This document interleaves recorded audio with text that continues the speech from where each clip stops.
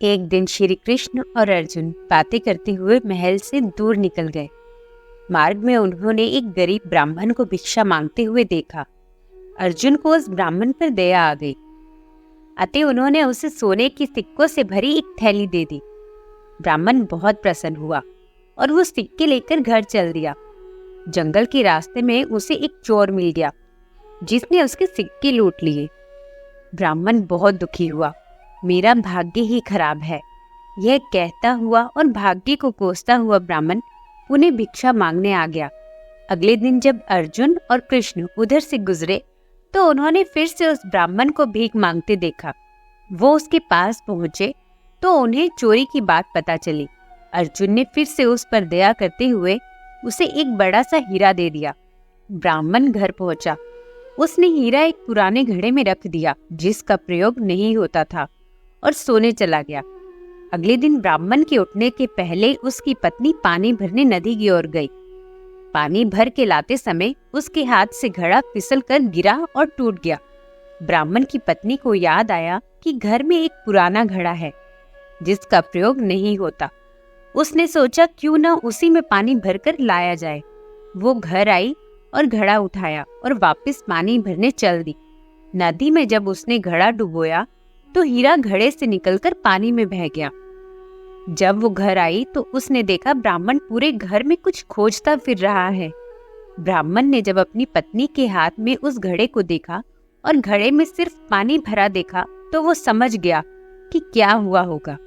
हताश निराश ब्राह्मण पुनः अगले दिन भीख मांगने उसी स्थान पर पहुंच गया। संयोग की बात है कि अर्जुन और श्री कृष्ण कहीं से लौट रहे थे। उनका ध्यान फिर उसी ब्राह्मण की तरफ गया। उत्सुकतावश वो उसके पास पहुंचे और उससे पूछा कि अब आपको भीख मांगने की क्या आवश्यकता पड़ गई। ब्राह्मण ने फिर अपनी राम कहानी सुना दी। उसकी दुर्भाग्यपूर्ण कहानी सुनकर अर्जुन श्री कृष्ण से बोले, इस आदमी की किस्मत में सुख समृद्धि लिखी ही नहीं है। मुझे नहीं लगता अब मैं और इसकी मदद कर पाऊंगा। श्री कृष्ण कुछ नहीं बोले, बस उन्होंने उस ब्राह्मण को 2 पैसे दे दिए। ब्राह्मण ने वो पैसे लिए और घर चला गया। ब्राह्मण के जाने के बाद अर्जुन बोले, जब मेरे इतना सोना हीरा देने के बाद भी उसका भला नहीं हुआ तो आपके दिए 2 पैसे से उसका क्या भला होगा। श्री कृष्ण मुस्कुराए और बोले, देखते हैं क्या होता है। ब्राह्मण अपने भाग्य को कोसता हुआ घर जा रहा था। रास्ते में उसने एक मछुआरे को देखा जो कि एक ताजी बड़ी मछली पकड़कर ले जा रहा था। मछली उसके जाल में तड़फड़ा रही थी और छूटने के लिए प्रयास कर रही थी। ब्राह्मण को उस मछली की स्थिति देखकर दया आ गई। उसने सोचा, इस 2 पैसे में मेरा क्या भला होगा, क्यों ना इससे इस मछली के प्राण ही बचा लिए जाएं। ब्राह्मण ने वह मछली खरीद ली और उसे पुनः नदी में डालने चल पड़ा। नदी में फेंकने से पहले उसने देखा कि मछली के मुंह में कोई बड़ी वस्तु अटकी हुई थी जिसकी वजह से वो सांस नहीं ले पा रही थी। जब उसने मछली का मुंह खोलकर वह बाहर निकाला तो वह वही बड़ा हीरा निकला जो उसे अर्जुन ने दिया था। ब्राह्मण हीरा पाकर खुशी से चिल्ला पड़ा, देखो देखो, मिल गया, आखिर मुझे मिल ही गया। उसे थोड़ी ही दूर पर वही चोर जा रहा था जिसने ब्राह्मण के सिक्के चुराए थे। उसने जब यह आवाज सुनी और ब्राह्मण को नदी की तरफ से आते हुए देखा तो चोर डर गया। चोर ने उसे देखकर पहचान लिया था कि ये वही व्यक्ति है जिसके सिक्के उसने चुराए थे। ब्राह्मण के चिल्लाने की आवाज सुनकर उसे लगा कि ब्राह्मण ने उसे पहचान लिया है और अब वह उसे पकड़वा कर सजा दिलवाएगा। चोर ने ब्राह्मण के पैर पकड़ लिए और बोला, अरे भाई, मुझे माफ कर दो, अपने सिक्के ले लो पर मुझे सजा मत दिलवाना, मुझसे बड़ी गलती हो गई। ब्राह्मण क्या बोलता, पर वो सारा माजरा समझ गया।